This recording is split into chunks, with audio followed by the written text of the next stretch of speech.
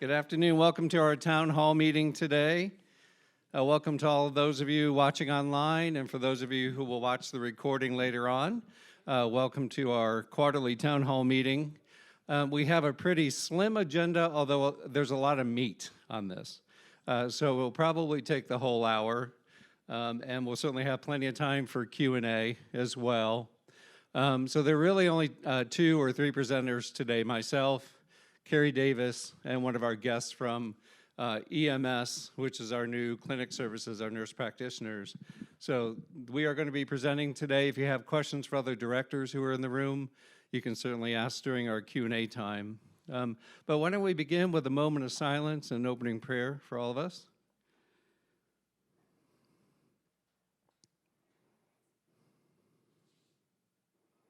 Dear Heavenly Father, thank you for this day and for this time now together as we conduct some business of Covenant Woods, as we share in some fellowship and relationship.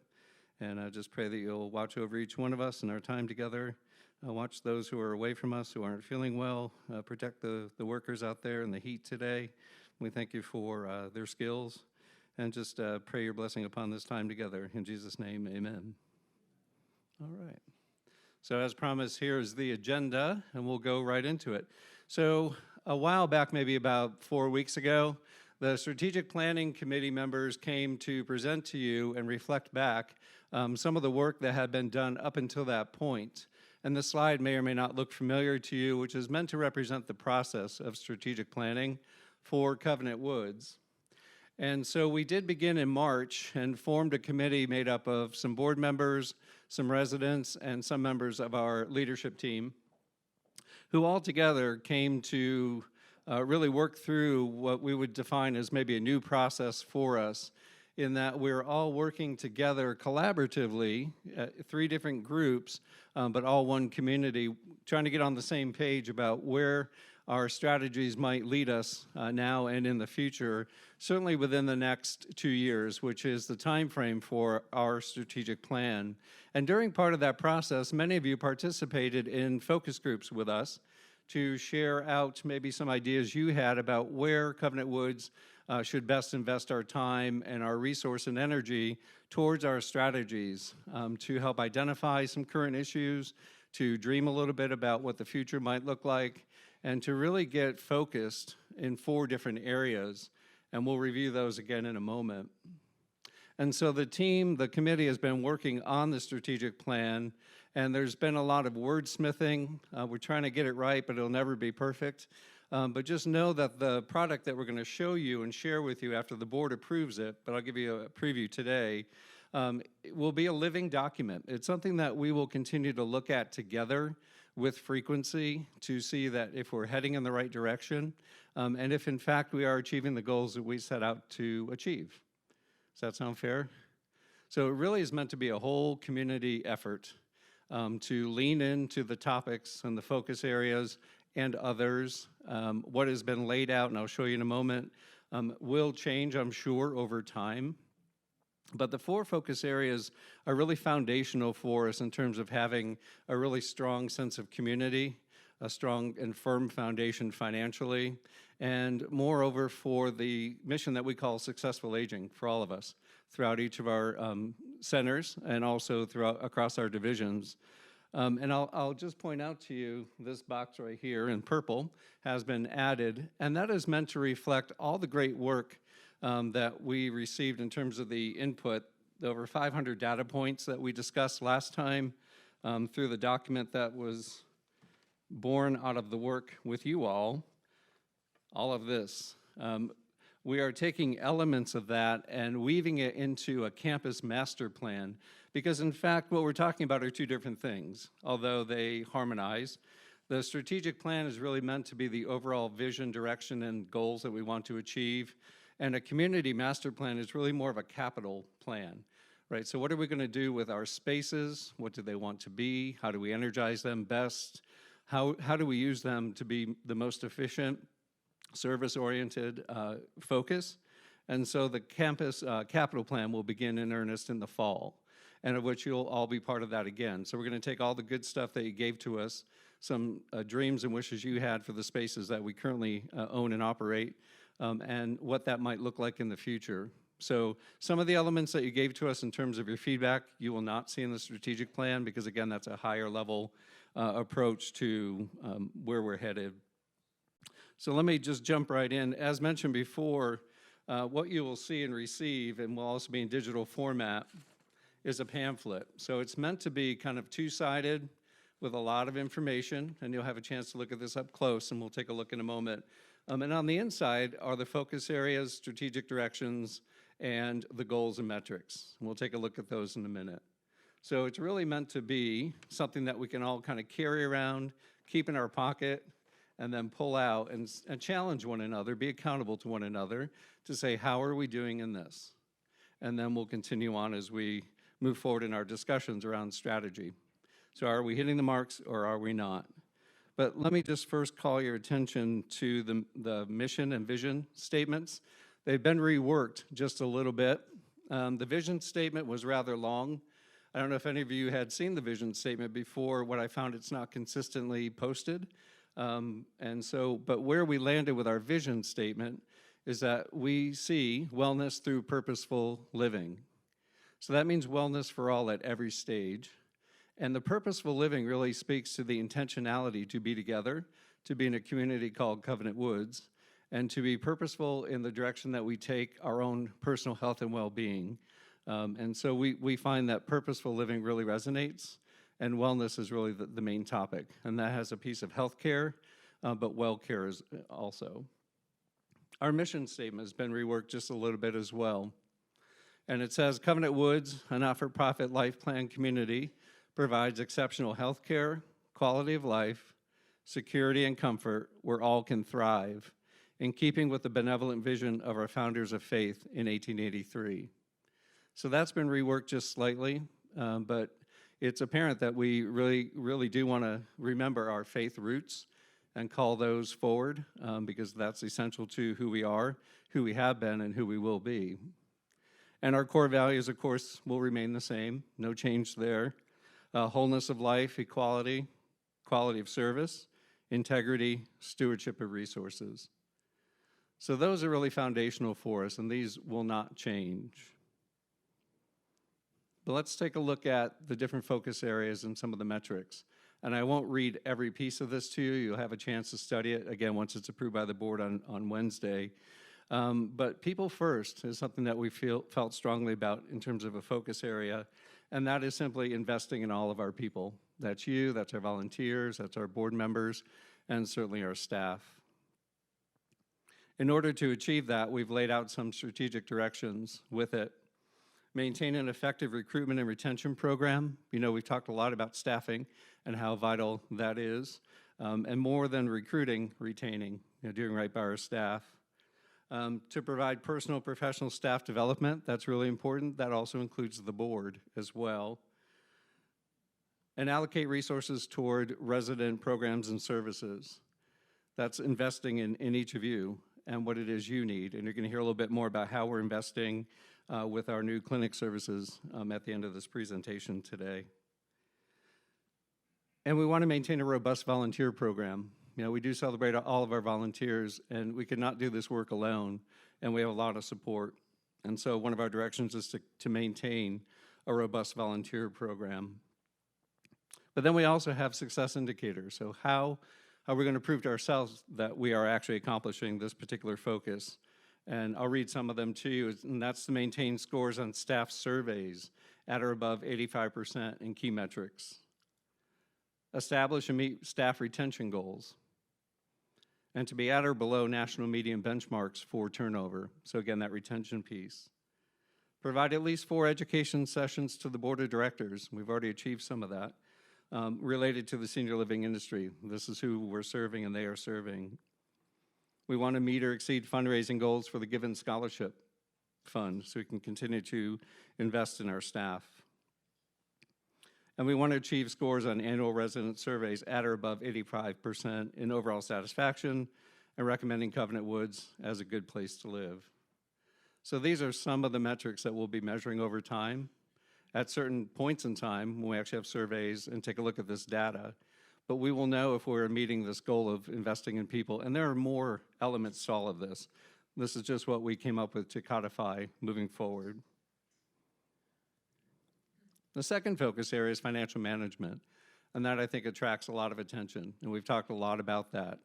And so we are fully committed to being transparent about our finances, where we stand in terms of our strategies in each of our business divisions, and are we in fact achieving what it is we set out to achieve. And in some of these areas and the metrics, I'll say, this is probably the first time we've ever put it on paper.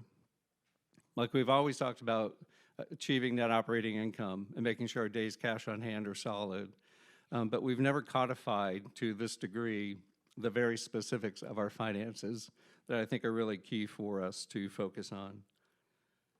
And so we are resolute to establish and to accomplish our performance goals and to yield maximum benefit to residents and staff, and operate with a preventive maintenance philosophy, which helps maximize and minimize costs.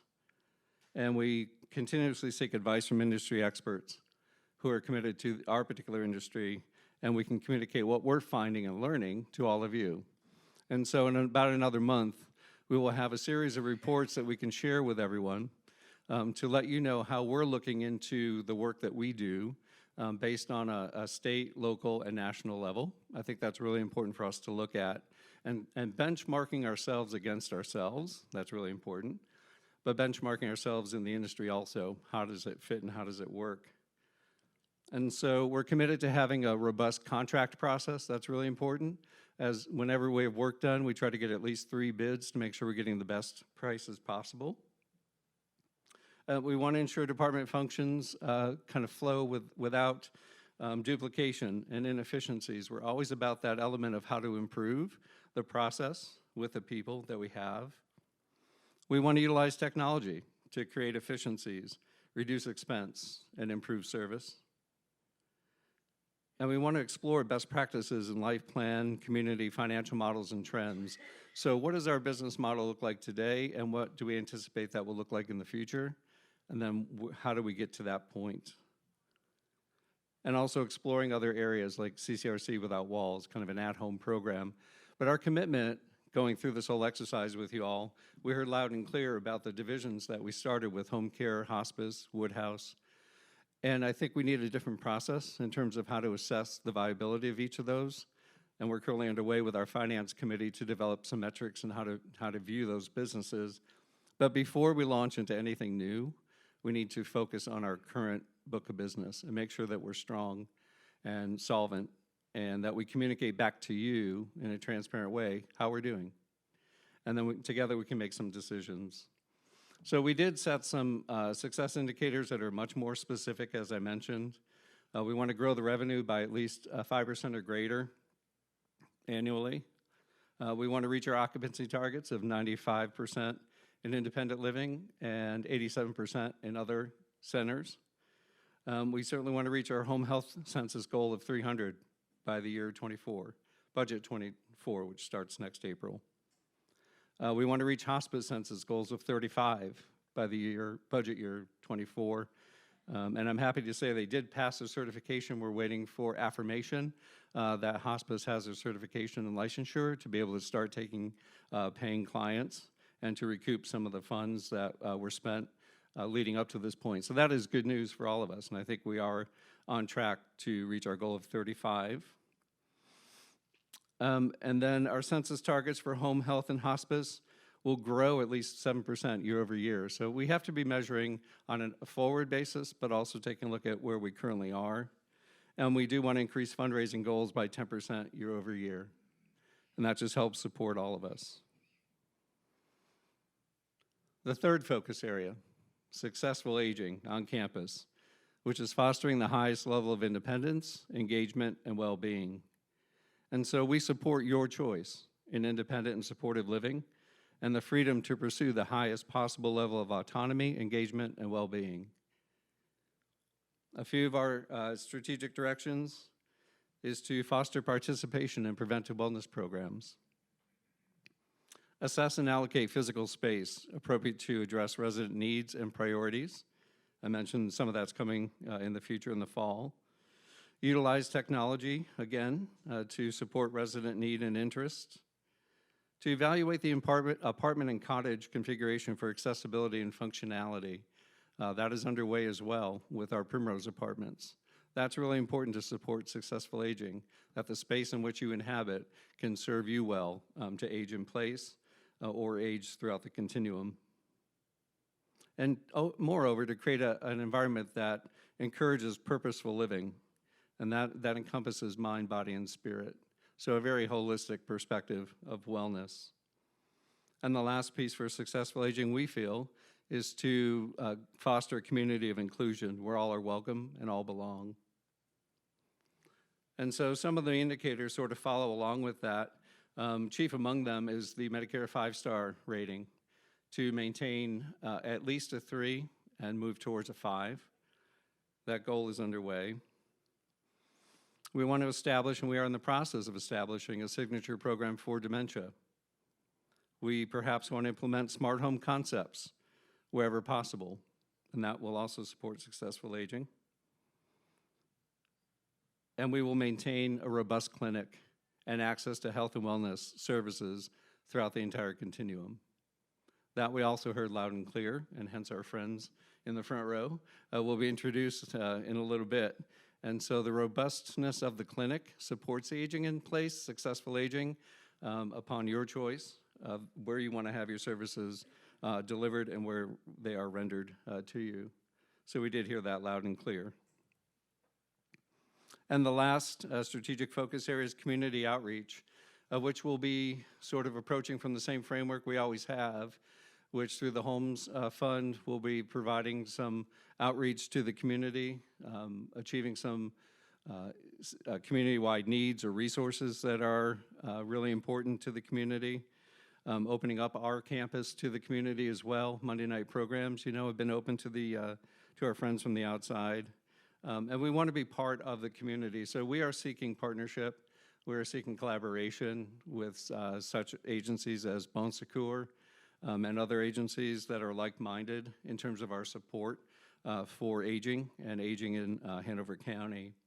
And so we're really focused on internal, but then we also need to be looking external, which I think has really always been the Covenant Woods way. At this point, I will open up to questions. I know that was a fast run through. Again, the board will see all of this on Wednesday to adopt it as the strategic plan for 2022 to 2024 for Covenant Woods. And then once it is codified, or if there are any changes to be made, we will send out the document to each of you to take a closer look. But we're certainly happy to take questions about the strategic plan or the process itself. Yes, Ann.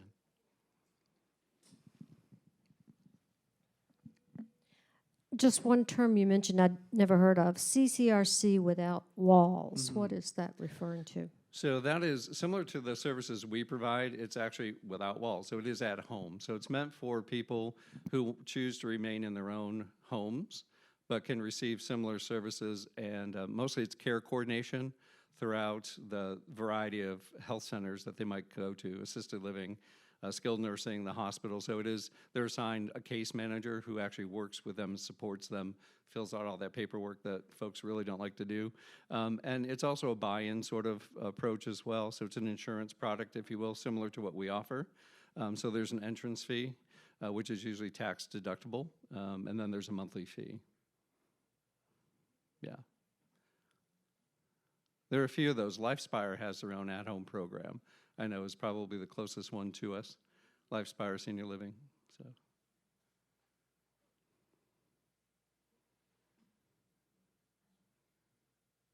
So if we give you a lot of information, we tend to go into a kind of a coma with all that. I didn't mean to do that to you or put you to sleep. I hope I wasn't monotonous either. But we enjoy sharing this information with you. I'm really looking forward to digging into this really deeply. On a quarterly basis. Obviously, we're going to look at it more often than that, but together, reflecting back with some dashboard reports, how we're doing, and you can feel free to stop by my office anytime and say, how are you doing on this? But moreover, we are going to be reporting out how we're doing at resident councils and the town hall meetings, at least.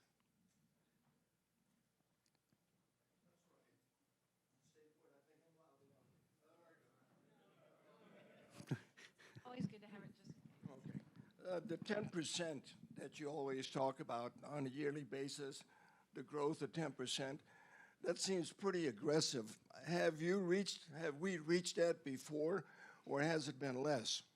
It's been far less in each of the areas that we've talked about. So the 10% actually applied towards fundraising and setting those goals, since that's more of a newer initiative for us. I can say we've not achieved that. In certain areas, in certain funds, we're doing better than others in terms of that goal. And then overall as a company, I think we've only achieved a moderate net operating income over the years. So it'll be less aggressive on that side. That's greater, at least greater than 5% year over year. So it is an aggressive goal.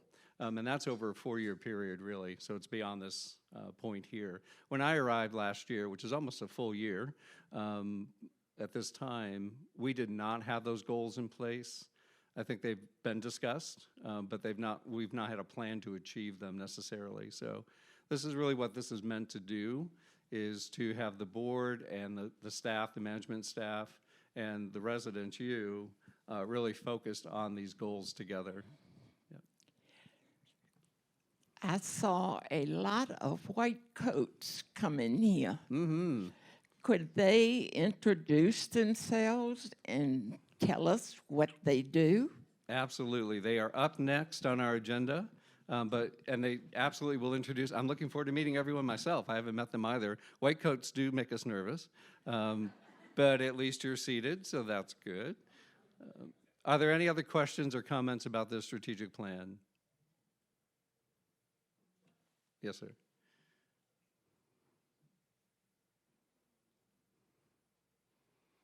Thank you, Carrie. Round of applause for Carrie, who's doing a fine job. I don't have any questions right now. I'm looking forward to seeing the complete draft after the board reviews it. So I just wanted to say I appreciate the effort in going forward with these kinds of plans. Thank you, sir. I appreciate that.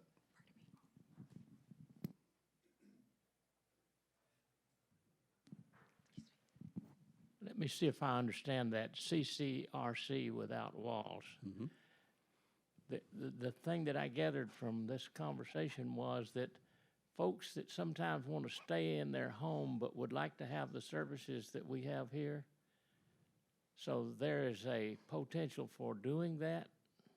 There's a thought around exploring that because a lot of our other competitors have done that. In fact, I came from a corporation that had its own at-home. It was one of the first in the country. It does not mean that they would have services here necessarily. They can go anywhere. It's actually right now rare for them for an at-home client to move to the, if you want to say sponsoring community, that could certainly be managed to our advantage. But yes, you're right. Those are folks who want, really it's the healthcare piece. You know, everyone that I talk to here says, I love the food and I love the exercise and the walking clubs and the programs. I'm here for the healthcare. And that may or may not 100% apply for you, but I think if you're smart and you're planners, that's exactly what you were anticipating and why you came to Covenant Woods, a life plan community or CCRC. So we realize consumers may not choose to move to a community and want to stay at home. And so maybe that's an extension of our business that we could offer. That would take a lot to get off the ground. We'd have to understand it more deeply. And by no means are we jumping into that at all. That's just a topic that came up as under discussion. Yes, Peggy. I just want to make a comment. I think Lakewood Manor has that program already. I have some friends who have signed up for that because they wanted to stay in their home. Yes, indeed they do. Lakewood is part of LifeSpire, and they do have that program. You're right. So since that's generated some interest, perhaps we'll do a focus group at the right time. It's not now. To do a focus group around that to see if that's another extension of Covenant Woods that we'd like to launch into, but we are nowhere near ready to do anything like that. Yeah. And I also want to thank everyone who's participated throughout our process. I hope you have found that affirming and that we are listening and that we welcome your input because together we can really accomplish a great deal. So we appreciate that. All right, without further ado, I will turn it over to Carrie and friends, and the rest is yours. Thanks, everybody.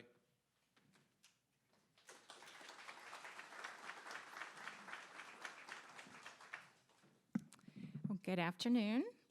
I'm Carrie Davis, the administrator, and I am here to introduce you to a new program. But before I do that, I did want to just give you a really small update.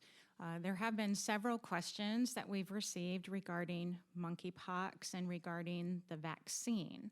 And I do want to let you know that while we are not providing the vaccine here, there is the opportunity for anyone to register with the Richmond Health District to have that vaccine.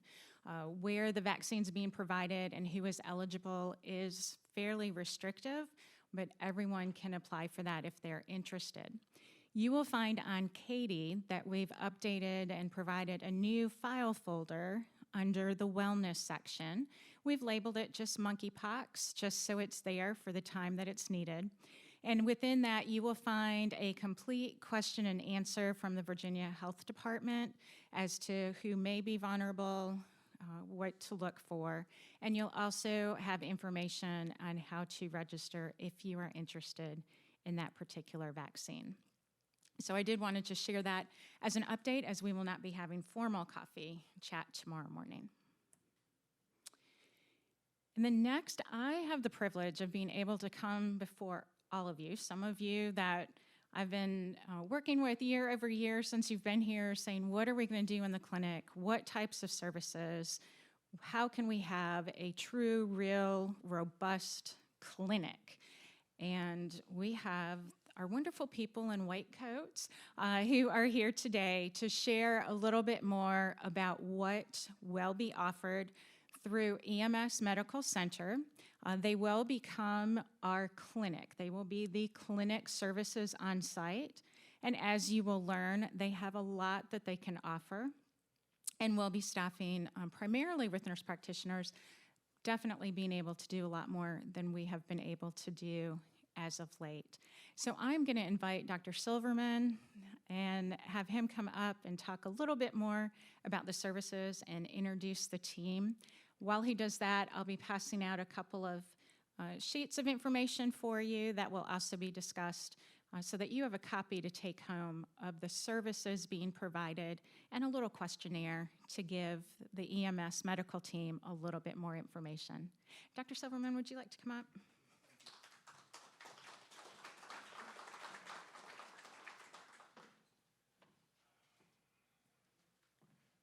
They told me there would be a group here today. It's very nice to see such a vigorous, large group involved in your community.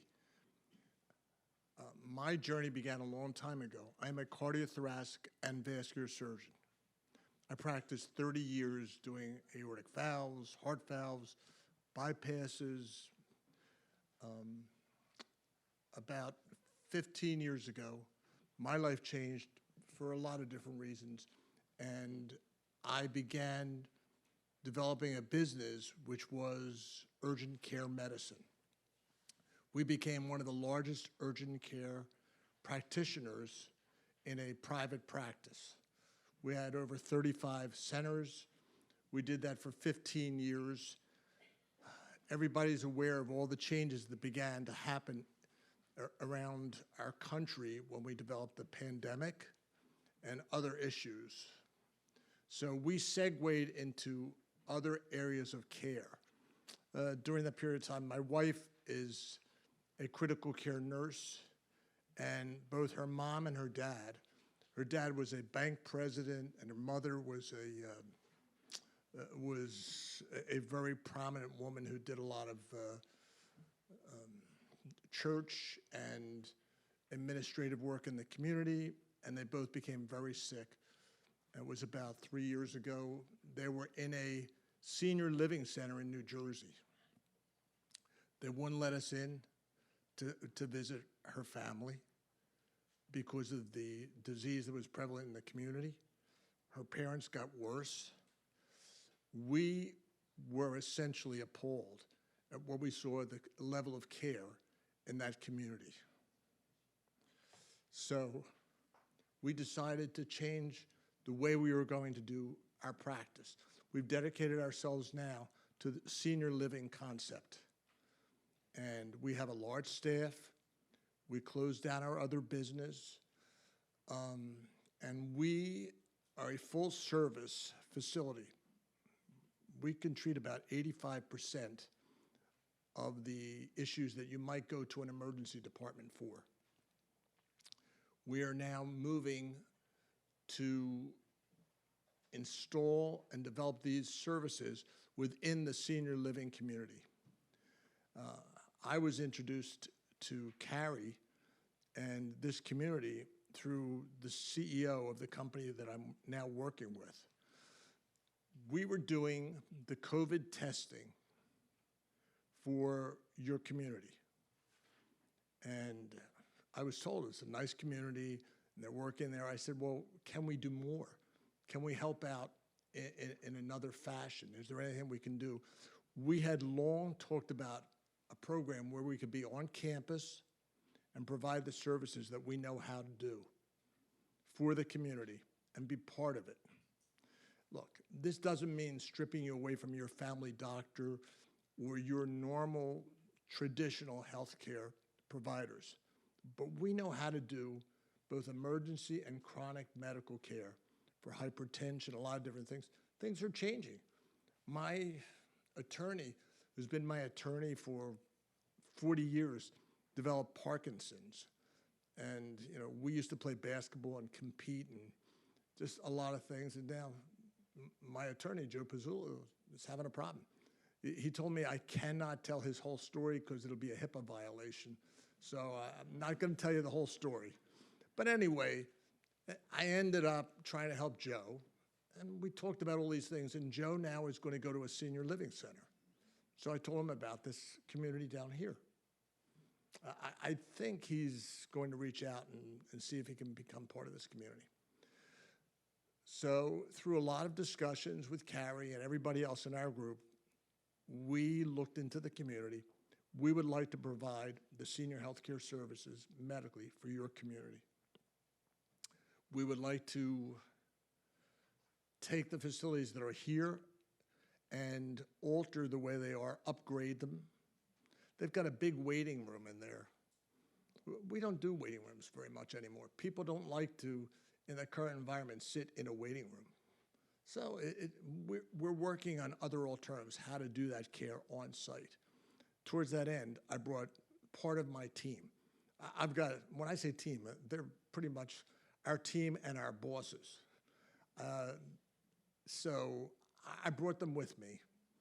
And so I'm going to introduce them all. I'm going to ask you just to stand at your place when I introduce your name. And then I'm going to ask, so the executive assistant to the board in our company is Ashley. She's the first individual. Rhonda Famous, who's sitting next to her, she's in charge of revenue cycle. So she works on anything we can do. I mean, even when I did heart surgery, I'd say, well, look, this person needs a triple valve. They don't have the resources to do it. I said, Rhonda, work it out. And she would work it out. All right? Next to them is Dr. Hazel Bluestein. I've known Hazel is, I'm going to have you address everybody in a minute. So, Doctor, you see she wants to come up and grab the mic already. She's the lead medical officer. She's been in practice a long time. She's board certified. She's family practitioner. So although our line of communication in this community is going to be the nurse practitioners, Dr. Bluestein will be responsible for the quality of care and our medical team. We have a full medical team of all kinds of specialists. Renal, everything. Dr. Bluestein has applied for hospital privileges here and will be on staff at the hospital here. So God forbid one of our residents or an individual here needs to go into the hospital, Dr. B can go into the hospital and see how they're doing and intercede in their care. I'm going to have the same thing. I just got my license. I've been doing what I did for so long that when I had to switch and I wanted to get privileges down here, Ashley had to go back to my entire career and expose everything to Virginia. It's a very strict regimen. You should feel very protected. They make sure you're protected in this community. And Ashley got it done, and I got my license, so I'm licensed in Virginia as well, and I will be down here. Hanifa, is one of the senior nurse practitioners for the community. She has hired another nurse practitioner to work with her. They have a committee of about 10 nurse practitioners who will be providing those services. And they can work together or independently. Hanifa and her associate, who are here now, live less than 15 minutes away from the campus. At the end of the table is a young woman who's come all the way from Hungary, and she is our chief. She was a nurse in Hungary, and she is now our chief medical technician, making sure she's going to be here this week, structuring the facilities. I've seen her take walls down. I've seen her paint facilities. She can do all those things. Yeah, she'll be in there. And Hanifa and she will be working and trying to get the facility cleaned up, fixed up, and make it work right. And if you have input from your past experiences, you want to give us input, it's fine. We would prefer that if you're coming down, you have an appointment, and you've spoken to someone, we'll call you and tell you, we're ready now, come over. We believe that we're going to have this facility run down here the way we run it in other parts of the country. We're going to work through a telemedicine profile, meaning if you have an issue, anytime, 24 hours a day, 7 days a week, and you want to speak to a health professional, you will pick the phone up and you'll call, and you will get a health professional. You won't be calling into an answering service. And the health professional will deal with the issues. They live around the corner. They've asked me multiple times. They said someone fell and they hurt their leg and they've got a little laceration. It's Sunday afternoon. They used to ask me, well, do you think I have to go over there and do that? I said, yeah, you have to go over there. And we can fix that. You don't have to go to an ER and sit there for hours. During my career, I ran 5 emergency departments. And I would always say, what's the throughput? What time did the patients come in? And if they were there more than 15 or 20 minutes before they were involved, this was a reality for me. I would be very unhappy with the product we were doing. My son now works for a large company, and I said, what's the throughput? His name's Ian. I go, Ian, what's the throughput? How long are the people there? He said, Dad, they're not really concerned about that now. So we're concerned. We don't want people waiting. We want them taken care of. Can I let Dr. Bluestein come up for a minute? All right. If I don't let her speak for a minute or two, I would be in big trouble. So I've known Dr. B for 15 years she never sent me a heart case. There's no conflict here. But I knew her as a practitioner. So when you're finished, we'll turn it over for questions. Thank you. Thank you. Hi, my name's Dr. Hazel Bluestein. Just to give you my background, I'm a family doctor, trained in Philadelphia, and spent nearly the first 30 years of my career in residency education. And what we did was everything in the office, in the hospital, ICU, CCU, ER, and did lots of procedures, and as I said, spent nearly 30 years doing that. The last 10, I was the director of the residency program, so I was accustomed to a certain amount of administration and regulatory issues, in addition to the teaching and obviously seeing patients and doing care. And then, unfortunately, our small hospital was sold to a large system who closed the residency. I see a hand in the back.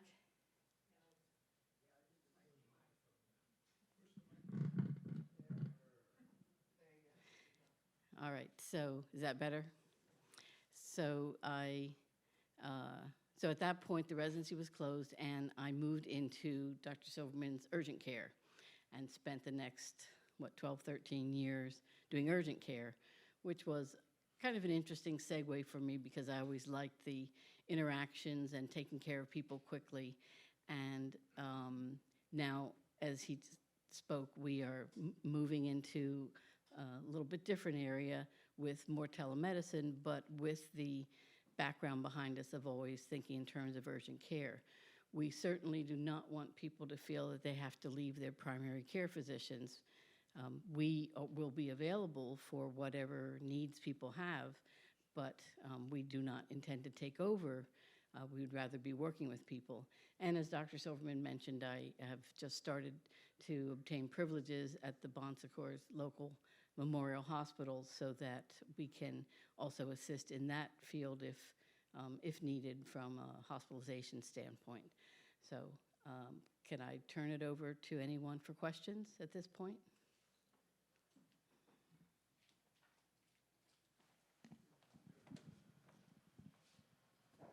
Thank you. And right before we go to full questions from the group, I didn't know if you or maybe Hanifa might want to come up and just talk about the fact that we have going forward, about the middle of August, we will have opportunity for the 24-hour telehealth as well as services on site, and a little bit about the survey and what we're hoping to get out of that from the residents for feedback.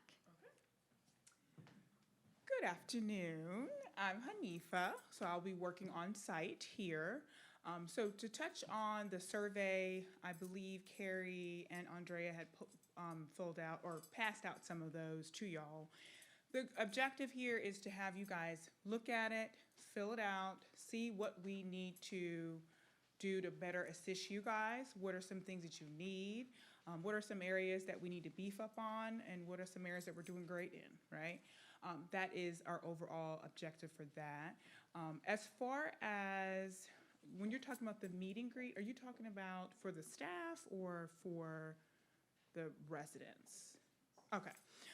So ideally, you guys meet every other Tuesday. On this Tuesday, we won't be doing it, obviously, because we're here with y'all today. But the objective is to have one of the providers come into that Coffee Tuesday and kind of get more personable with you guys, introduce ourselves again. At that time, if you have any questions, we can absolutely answer them for you. Anything I would say that is more personable, I would say we probably need to have an appointment so we're not, disclosing any type of medical information to you that should be personal. But yeah, so our Tuesdays for you guys are going to be just to kind of be present, see where we need to help in, and answer any questions you guys have. And that is pretty much it. I know we do have for the staff, we also will be doing the same thing during their town hall. So that will be coming up in August 19th. Yeah, okay. So any questions for me? Oh, yes. How do we pay for this? So paying will be with either your insurance, right? So we are credentialed with certain insurance companies, and then we also have self-pay. Covered by Medicare? It'll go through your Yes. insurance. We're going to accept the insurance that the individuals have who live in the community. Okay. Rhonda, are we going to generate other bills or no? We're going to accept. Go through, but yeah. I asked Rhonda.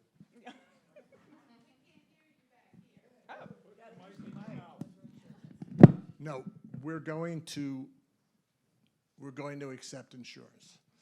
There's not going to be any additional billing. The woman is in charge of all revenue cycle for multiple companies is Rhonda. It'll all go through your personal insurance.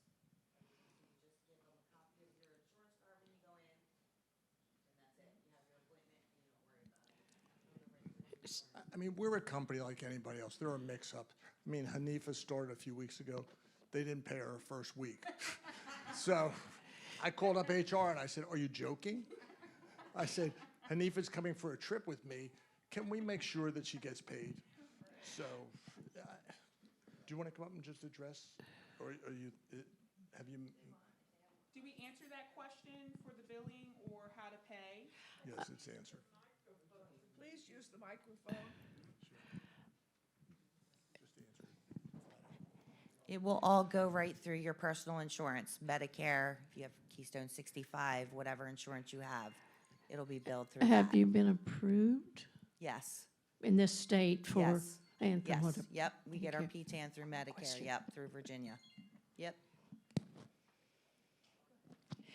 Okay, my next question has to do with your survey.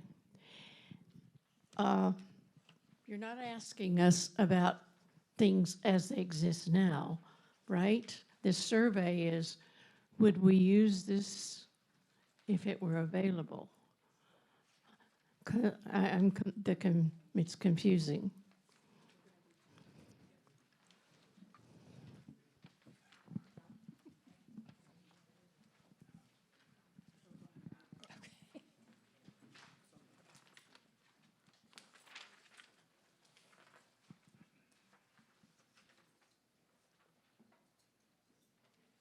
I'm looking at the survey.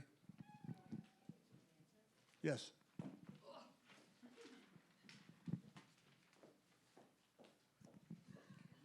Okay, who am I?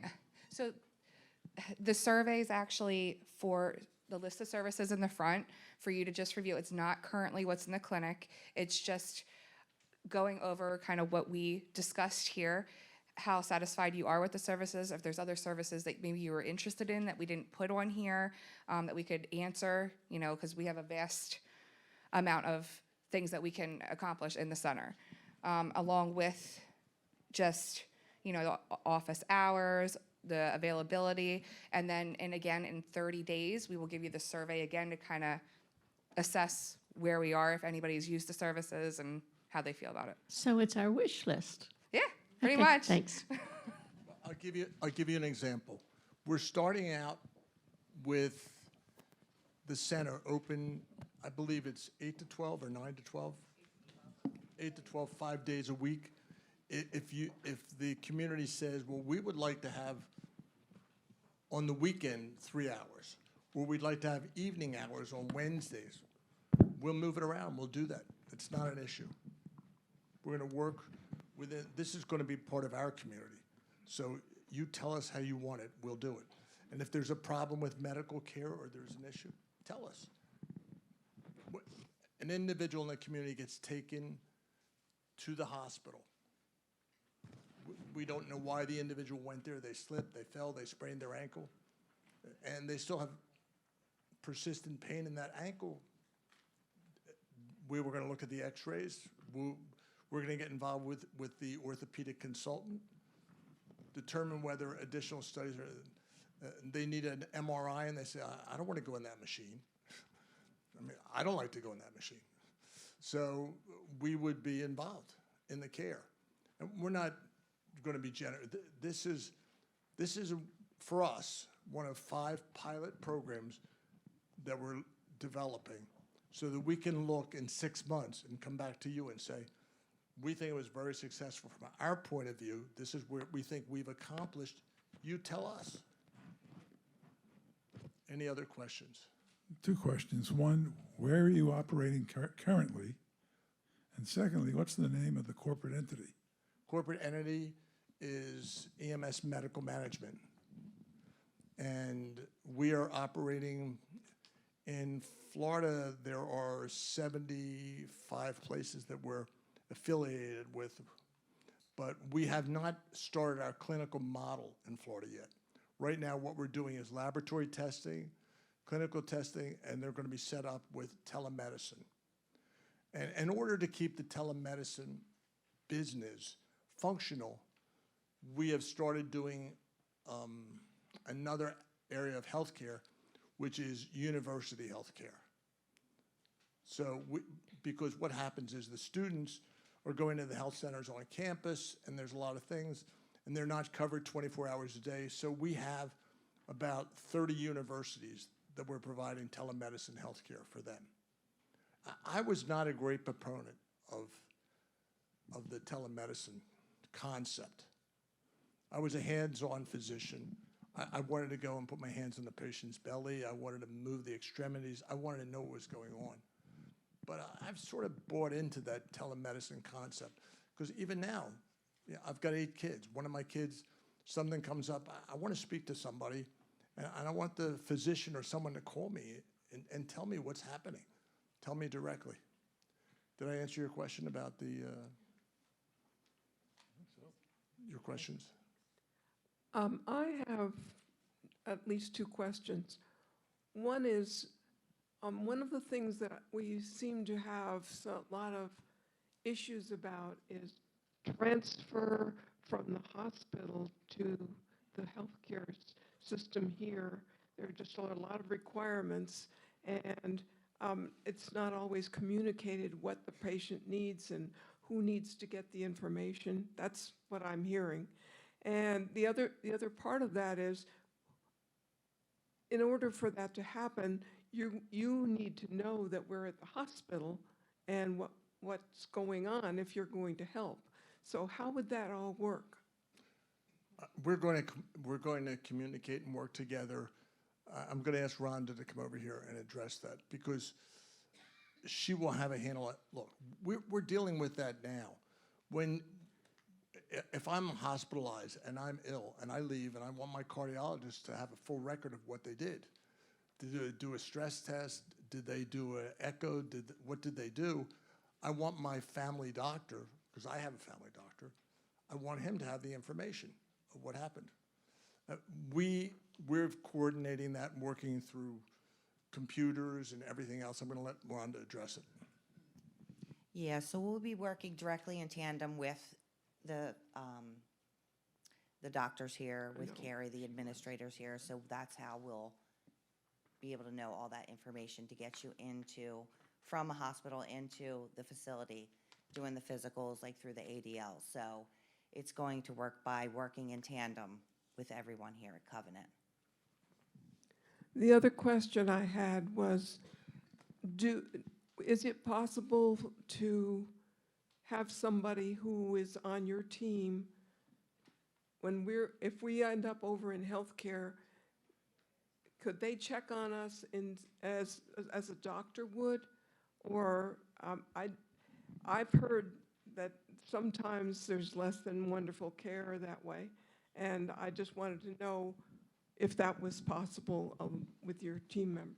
Yes, if you're on the patient list and there's a patient issue, I would prefer that we could make rounds. I mean, remember, we're working on a restricted population right now and a community. You're our community. The independent living is our community, correct? So we're involved with the independent healthcare community. So if you were put in the hospital, you had severe lower right quadrant pain, they weren't sure whether you had an ovarian cyst, you had an appendicitis, you have some other pathology, yes, and you're discharged from the hospital and you come home, we would like to have a communication so that we know everything that's going on with you when you're back here, so we can make rounds and deal with you. That would be this young woman here in the front here coordinating that. I have to have regular quarterly blood draws, and my physician is not here at Bon Secours. He's a rheumatologist at VCU MCV. What will you need from him to do my blood draws? Because I'd love to do it here rather than have to go out someplace else. Well, we would like the information from you to coordinate it. But look, he serves a function. He has a knowledge and an ability that I'm not a rheumatologist. Dr. Bluestein is an outstanding family physician, but not a rheumatologist. So if we're alerted, we would get permission from him. Your blood work would be drawn on campus, and we would see you and report to him. Look, you know, if you go to a doctor now, a lot of times, I was on staff at the University of Pennsylvania at one time, and now I go in and I see a nurse practitioner or I see a physician assistant. I don't even see, the chairman of the department anymore, who was a colleague. And they'll see me in the hall and they'll say, "Hey, I heard you were in the other day, Eddie." I said, "Yeah, I was in." And I was seen by a PA. So I would like to have the level of care that we can follow up, make sure you're well. We will facilitate that, having your bloods drawn and everything else. we're coming to those Tuesday coffee meetings. I was told there is none tomorrow. How are you going to relate to the medical director, Carrie, stay there, in healthcare? You say you want to do rounds, and I go to the hospital, you know I'm in the hospital, I have to come back to healthcare. Who's in charge of me in healthcare? So right now, for healthcare, it does have to be a physician who is the attending. So Dr. Bloomstein might say that she will be the attending and make the every other visit with the nurse practitioner while the resident is on healthcare, and that would be fine. Dr. Karim has met with the team and has discussed the wonderful opportunities for the residents in independent living as well as assisted and in healthcare. You may be aware that Dr. Karim and Dr. Siddiqui are here almost daily to provide whatever services are needed in healthcare and assisted living. Some of the other physicians that follow may not be here as frequently. We have opportunity to partner, and Dr. Karim is open to partnering. So if there is a desire to have his services and the nurse practitioner follow, that can happen, and the two can work in tandem without complication in billing or service of care. We also have the opportunity to potentially bring in another physician to provide that service. In healthcare in particular, it does need to be a physician as the attending. They need to see the resident for their first visit and at least every other visit in order to continue to qualify for that level of care. The nurse practitioner could see on those alternate visits. In assisted living, the rules have changed slightly, and so now nurse practitioners can do the complete referral and follow residents in assisted living here in the Commonwealth. So if I start with a nurse practitioner in independent living, transition to assisted living, I don't have to make a change unless I want to, and I would still have that service right on campus. So this is all being done to offer more opportunity for the residents and more holistic service. At the same time, as was mentioned before, I don't have to give up my primary. I don't have to give up my specialist, which I don't think we want to give up our specialist. But again, it's that partnership. So if I'm not feeling well, I can come and see Hanifa in the clinic and have something taken care of without having to have to stop seeing my regular physician. Though that information would likely be shared with my primary physician to make sure we're in tandem. Let's say you have a non-healing ulcer on your foot. Is it a pressure sore? Is it a vascular pathology? Is it something else? Well, we would like to participate in that decision. But if your family doctor is involved in it, and he wants to call in and say to the nurse, I need you to go there and do these tests. I need vascular tests done on your lower extremity. I need an ultrasound. It would be facilitated through the on-site. I grew up with all doctor care. That's what I learned in medical school and what we did. I've transitioned. I understand now physician assistants and nurse practitioners are involved in our healthcare. It's a fact of life, and they're very good, but everybody's got to work together. As the woman who asked the question earlier asked about how you would do follow-up and everything, we have to speak to each other and communicate. So there's a lot to be worked out here. One more question following up on Rick's. You talked about Florida. Do you have sites up, real clinical sites up somewhere else? No, we have a commitment from at least 10 different senior living centers to provide full level of care. Okay. We right now are providing most of our full level of care through the university program that we're running. Okay. Washington Jefferson, multiple different centers. So this is kind of a new first time. Yes, endeavor. it is somewhat of a pilot. Okay, thank you. But this is what we do. I mean, we take care of people in our multiple communities. We even looked into this community and said, look, let's say we're in the community where we want to provide a higher level of care. We want to x-ray, whatever it is. Maybe we open a acute care center or an urgent care in the community. I don't know, but we're not going to just go off and do something like that. We're going to speak to Carrie and our fellow members of the community and say, does this move the ball forward? Is it an improvement in what we're doing? I've got a question, if I may. Maybe it's because I really have not used your facilities here at Covenant Woods, as maybe I don't understand them. I go to the doctor, they send me to one place, and I have something done, and I come back. But I don't feel at home here. I don't want to, I can go down to a place where I can tell them what my problem is. But when I go to the doctor, I never send anything back here to let them know what I did. I don't see the relationship with the way I've been doing it up to now, where there's a communication between wherever I had a service. For instance, I had a heart operation. It was in February.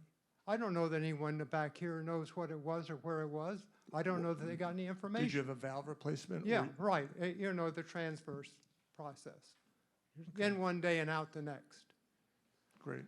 But that's an example of the system that I don't understand which would exist. Would there be a procedure where if I went to the doctor for some kind of an operation that would later on need some follow-up, not major follow-up, but minor follow-up, like scrapes or bumps, or I don't know. Would there be a procedure set up that if I went, I would let them know back here what happened, and would there then be a communication process between us? When you go into a doctor's office, you usually get a piece of paper that says, who do we follow up with? Who is you would put us on the list. You would say medical center on campus, and you'd give us permission. That means that they would notify us. And they would notify you when that happened. Are you on blood thinners? Yes. Oh, who follows your blood thinning? They don't. I mean, they do, but it hasn't been changed except when I went to the last operation. It depends. You know, I see the doctors, and I know they probably, I meet up with heart specialists, and I'm sure they When you do. go there, do you see a physician assistant or you see the doctor? Well, that depends. It's not always the same. If I go for for my heart, I go see a doctor. Right. No question about that. But if you want to sit down, you want to come over to the center and you say, look, this is what I had done. You pick a half hour one day and say, I want to stop by. I just want to go over what I had done and what my follow-up is right now. But maybe what I should do, the procedure from what you just said, should be more like having them provide you, or this place here, the record of what happened. If we ever see you, we're going to ask you who your family doctor is, or your cardiologist, or your specialist, and we're going to write to them. And this young woman in front here runs a whole group of people. She's going to make sure your records of all your medical treatment is now in the center. So we have your medical records in front of us. But, all right, that answers that part. But the other question is, for instance, I have hearing aids, and all of a sudden one of them jammed in my ear and it hurts. And I went over and found out the hearing aid didn't work, and I've got that taken care of. But still there's something wrong. How do I get service right here to have someone look at it to be sure there's not something stuck in my ear? You would call up telemedicine. You just pick up the phone. We've got a whole bunch of magnets, and the magnets go on your refrigerator or any metal cabinet, has all our So contact. this is something that would be provided us in the Yes. future? Yes. Okay, all right. But look, I don't know what your business is in life or was. You can come in and we could say, gosh, we're not sure. This is really, my son, one of the 8 kids, had an earache. I've been a doctor forever. I should be able to take care of that. Excuse me. I couldn't take care of it. I had to call a friend and said, listen, I need you to look at my son's ears. Something's going on. And he had a perforated eardrum, and they took care of it. It's, you know, we have a skill set We may be great at it, but everybody's got limitations. We would love to know your history and your background and what's going on. Blood thinners, what blood thinners are you on? Are you on aspirin? Or it doesn't, I'm not asking you, I'm just saying as an example. We'd like to participate in that level of care. I've got a question, please. Sure. When you get your program up and in place, what kind of access are we going to have 24/7 to a physician or a nurse or a physician's assistant? If we have a problem anytime in the middle of the night, what kind of service will we expect? It's Wednesday evening, it's 3 o'clock. You woke up, you fell asleep while you're watching TV, you started walking upstairs, you fell, your ankle swelled up like crazy. You can pick that phone up or you call, that number will be answered by a medical professional. Here on campus? Well, you know the way things work now. The medical professionals answering may be in Philadelphia, but our representative is less than 15 minutes away. So that medical, if you have a problem and you need to be seen, someone will come and see you. Okay, that's 24/7. Yes. Look, would we like to wait? It's 3 o'clock in the morning. Would we like to wait till 7 in the morning so we can get an x-ray? We would. If we end up developing a full spectrum program with everybody involved here, we may put x-ray facilities on campus. It's not that expensive. The thing that's expensive about the x-ray facility is providing the individuals who do the x-rays, the x-ray techs.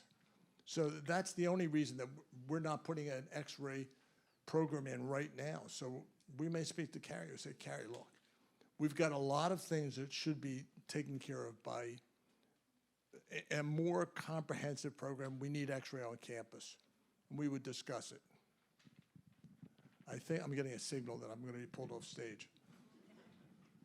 So I'm going to interject for just a minute because I know we're running long and there's a couple more questions. We certainly want you to have an opportunity to ask your questions. Did want to let you know that our medical team will be available after this meeting as well for meet and greet and personal questions. Also, tomorrow morning, we, as mentioned, do not have the morning coffee chat. We will have some of the representative team in the multipurpose room at 8:30 and running for a couple hours, again, to be able to answer questions. Anyone who definitely is interested in what I'm going to call pre-registering, so when the clinic is open and running 100% the middle of August, you just want to walk in and say, yep, nothing's changed and be seen. You have the opportunity to bring your insurance cards down and pre-register. We'll have some additional opportunities this week and next week. We will be posting those on Katie, so please look at Katie for updates on when you can just do casual meet and greets or pre-registration, and the official start date when we have that will be published as well. As mentioned, the team will be on campus this week and next week, mostly kind of behind the scenes, putting together things in the clinic and meeting all of you, but we'd be happy to have you come down. Thank you. I'm the one that made everybody wear a white coat. So if you see somebody with a white coat, you can just walk up and grab anybody who has a white coat on. You can ask them what the procedure is and what's going on. They can contribute. All right? Thank you, everybody. Wait a minute. One more question. Sure. If I were up in healthcare, you mentioned Dr. Karim. What relationship does Dr. Siddiqui have with us now?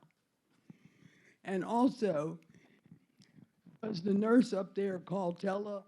If I'm upstairs and I have a problem, does this new center handle that, or is this strictly outpatient clinic? So Dr. Siddiqui and Dr. Karim are both here regularly providing care, continuing care, and or new care, depending on an individual resident status. So they're both visible and present on healthcare and assisted living during the week. They are also open to having the nurse practitioner partner. So if they've been in the morning and everything was fine, and then in the afternoon something occurs and the nurse practitioner can stop in before one of them can, they're open to going ahead and having that professional service provided. There's also the opportunity, as mentioned, to possibly be able to partner so that the EMS medical team could follow completely into healthcare. We just don't have that fully established right now. The main focus to get us working in the correct direction to fill one of the biggest voids we have is providing clinical services to our independent population on an outpatient basis. We have the luxury of the 24/7 telemed and nurse practitioners in the immediate area to be able to start offering some additional services in person outside of the regular clinic hours. And the clinic hours starting out, we're looking at that traditional 8 o'clock to 12, which is on that survey, to kind of ask you, hey, is that still, this is what we're doing. How does that look when you're getting appointments now? Is that kind of what you like, or do you like something else in the afternoon? Tuesdays, we do have an adjustment for the next 30 days where the nurse practitioner, instead of being in the clinic, will be in either the coffee chat or the coffee social to say hello and answer questions. And so the clinic hours are going to start a little bit later just to accommodate that, but be open a little bit later too, so you still have that full access during the day. So we'll continue to grow on this as it continues, based on utilization and the partnership. There's one more question back here. Sure. I may have missed this, but we seem to kind of be talking around a little bit.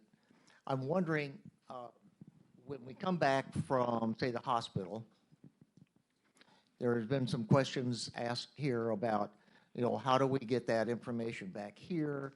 What do we do?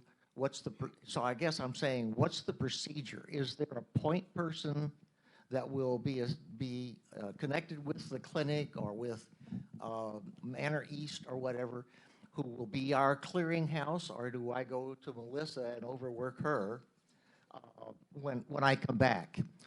For a seamless re-entry into the Covenant Woods. Is there a procedure, a process we're going to follow? For instance, when I came in here, I had to fill out a whole medical thing. I had a medical interview. Where's that information? Could we start assembling that kind of information and add to it when a person comes back from the hospital, so that we begin having a seamless operation here? Thank you for your question. There have been a couple of references to what happens when I'm hospitalized and need to return. And we currently and will continue to ask residents, if they go to the hospital, to alert Covenant Woods. You can even just call the concierge, or you can call directly to the clinic nurse. There are times that, as a resident, I may end up in the hospital and I didn't go out 911 from campus. So no one on campus is going to know to be able to follow up with me directly. We have a team within our admissions department that communicates frequently during the day with all of our local hospitals. And when we know a resident is in the hospital or even in the emergency room and we're not sure if they're coming back or going to stay in the hospital, we have the ability to start communication at that point with the hospital to let them know that we're here to provide services and to start being able to work through that process. With EMS medical services, if you are regularly seeing the group on campus and you happen to be in the hospital, we're able to say, by the way, Mr. Wright is in the hospital and wanted you to know, because we're not sure what the hospital is going to determine. And then, as mentioned earlier, the medical team with EMS could act on your behalf to help be another medical communication to help determine what services are best for you and how they can help support that. But the transition between levels of care would still be within Covenant Woods, and with our ability to communicate back and forth with the hospital and get the required documents needed. I believe one of the questions earlier was alluded to, well, what happens if that I don't have that communication and I'm kind of stuck in between? And we've had that on occasion. A resident might go out to the ER, they come back home, but they're not really comfortable at home. They really want more care. But we didn't get anything from the hospital that we can use for that admission. And so what EMS Medical is offering is another avenue for them to help get involved to make sure that the proper information is there for that admission. So it's really having an opportunity to build partners within your medical team if you choose to. This isn't that you're required to use this service, but it is one that's available that can help to be another partner in your medical care. Does that help any? And we can always meet to go over it later because each case is going to be individual. Yes, sir. That is a great question. Where do we want the surveys? I'm going to answer that for you. With the surveys, if you complete it and you're meeting with anyone on the EMS medical team this week, you can hand deliver it if you so choose. You can also, if you're near the clinic and you want to just drop it off there because you thought you brought it on the way to the bistro, you can drop it off there. Or you can leave it with the concierge. The concierge are going to graciously go ahead and get that information and put it in the mailbox so it gets to our wonderful team. If you're able to fill those out this week, it would help. But again, this is just a preliminary so that EMS can find out from you if there's something not on the list of services that they're going to be providing that you're interested in. And then they'll have a survey again in 30 days to check on how they're doing. And to see, once we're officially opened in a couple weeks, if you're taking advantage of the services that they offer. I'll be very brief. Everything has a cost. The only question is who pays. You say the insurance companies will pay our bill, but will that be adequate to reimburse you, or will you have to be subsidized to some extent by Covenant Woods directly? We anticipate no subsidy by Covenant Woods. And we're going to, look, we're in good financial situation. We believe we're going to do this for a minimum of 1 year, and then we will look back over the year, present the data, discuss with the community, and say where we are. We don't know where we'll be in a year. You may look at this in 3 months and say, this is, we may put you on the financial board. It's a good question. Anyway, look, we don't know where we're going to be in a year, but we know we had 30 urgent cares. We had one on the boulevard in Philadelphia. It never made a penny, and people didn't show up, and they didn't have any insurance. It was a lot of immigrant community. We kept it open. At the end of the year, we decided to close it down. We couldn't find anybody to even buy it. So we kept it open for a while, you know, and eventually a nearby hospital bought it and serviced the community. Look, we don't know, you know, when you take it, you have enough experience in life. You know when you take a step, you don't know where you're always going. I'm not sure where we're going, but we believe this is the kind of community and a group of people we would like to take care of. I think of my father-in-law, my mother-in-law. It was very sad. You know, we were trying to get into the building. They wouldn't even let us in. I'm a heart surgeon. I was pretty aggressively trying to get in. And it was sad. We don't want to be in that situation. I think you're safe from monkeypox. We come from a generation where most of us got smallpox shots. So I think we're pretty safe here. How about a round of applause for Yes. Thank you so much. Appreciate it. All right, we will come to a close officially, but I do want to say that this fits so nicely with our strategic plan, doesn't it? So we have a focus area. We heard you. We identified that ourselves, that we need a more robust clinic. This is about successful aging, and we're all part of it.